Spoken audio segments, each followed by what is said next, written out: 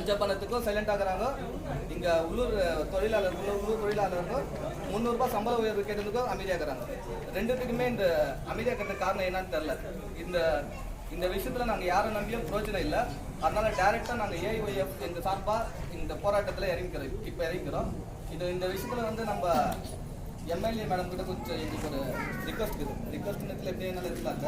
என்னன்னாக்கா நீங்கள் இந்த கேஜிஎஃபோட இன்ஃப்ராஸ்ட்ரக்சர் டெவலப் பண்ணுறீங்க, எல்லாம் பண்ணுறீங்க, ஓகே, ரொம்ப நல்லது, ரொம்ப சந்தோஷம்.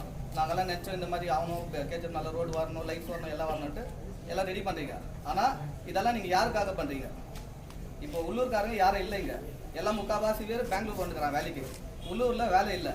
அப்படியே உள்ளூரில் ஒரு தொழிற்சாலை இருந்தாலும் அதுலேருந்து வடக்கன்ஸ் கூட்டு வந்து இங்கே உள்ள இருக்கீங்கிறீங்க. இங்கே நீங்கள் போட்டுக்கிற ரோட்டில் வந்து நாங்கள் போகிறதா இல்லை வடக்கன்ஸ் போகிறதான்னு தெரியல. அந்த மாதிரி சூழல் இருக்குது. நீங்கள் இந்த விஷயத்தில் தலையிட்டு நீங்கள் எங்களுக்கு தீர்வு பெற்றுக் கொடுக்காதது எங்களுக்கு மிக மன வருத்தம். இது எம்எல்ஏ மேடம் வந்து நீங்கள் இதை பண்ணி கொடுக்காதது எங்களுக்கு மிகப்பெரிய வருத்தம்.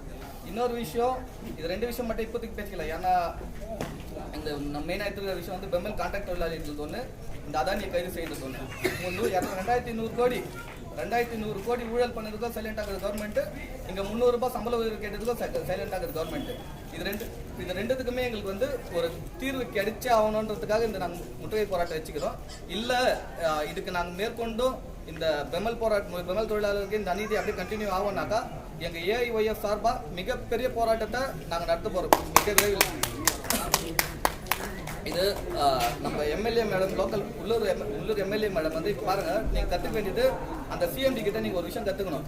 அவர் என்ன பண்ணுறாருனாக்கா அவர் ஊரில் இருக்கிற ஜனங்களுக்கு வேலை வாய்ப்பு ஏற்படுத்தி கொடுத்துருக்காரு. அவர் உங்கள் ஊர் மேலே இருக்கிற விசுவாசத்தை காட்டுறாரு.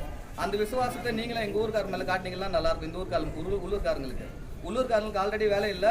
நீங்கள் பண்ண என்ன டெவலப்மெண்ட் பண்ணாலும் வந்து இது லாஸ்ட் வரைக்கும் உங்களுக்கு பாதிப்பு எப்படி சொல்கிறேன்னாக்கா இது எல்லாமே பார்த்துனே இருக்கிறாங்க. இந்த விஷயம் நீங்கள் நியாயத்தை பெற்று தராததுனால இந்த விஷயமா நாங்கள் தொடர்ந்து அடுத்த எலெக்ஷன் வரைக்கும் கூட நாங்கள் பேசினே வரோம். மக்களுக்கு எடுத்துன்னு போயினே இருக்கும். இந்த விஷயத்த நீங்கள் உடனடியாக இதில் தலையிட்டு இதுக்கு எங்களுக்கு இந்த பெம்மல் நான் கவர்மெண்ட் தொழிலாளர்களுக்கு உடனடியாக நியாயத்தை பெற்று தரலைன்னா நாங்கள் பெரிய போராட்டம் சந்திக்க அந்த ஏஐஒய்எஃப் யார் பண்ணுறாங்களோ இல்லையோ, நம்ம பெம்மல் தொழிலாளர்கள் அவங்க பண்ணுறாங்களோ இல்லை வேறவங்க பண்ணுறாங்க எல்லாம் பார்க்க மாட்டோம். எங்கள் ஏஐஒய்எஃப் சார்பாக மிகப்பெரிய போராட்டத்தை நாங்கள் நடத்துவோம்னு சொல்லி முடிச்சுக்கிறோம்.